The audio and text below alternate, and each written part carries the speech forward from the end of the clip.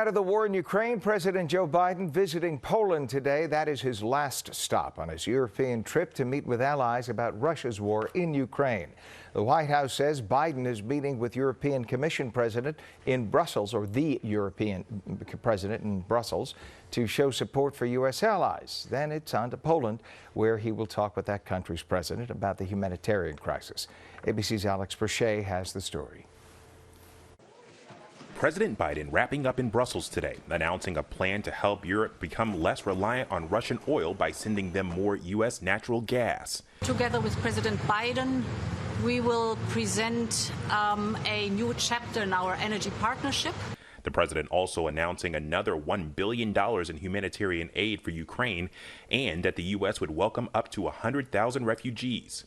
And he had this warning to Vladimir Putin if Russia uses chemical weapons against Ukraine. We would respond if he uses it. The nature of the response would depend on the nature of the use. Pressed by ABC what that would mean. Would that trigger a military response from NATO? It would trigger a response in kind. Whether or not you're asking whether NATO would cross, we'd make that decision at the time. The White House now looking to send chemical detection systems to Ukraine. And as Biden lands in Poland this morning, NATO forces are conducting military exercises along the Polish border with Belarus. In Ukraine, the country's Navy claiming victory, saying it destroyed a Russian warship. He's losing on the ground.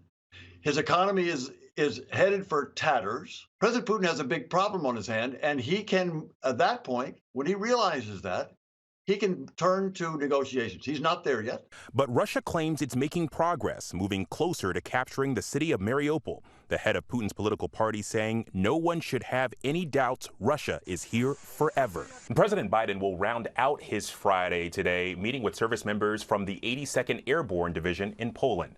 In Washington, Alex Perche, Channel 7 Eyewitness News. Thank you.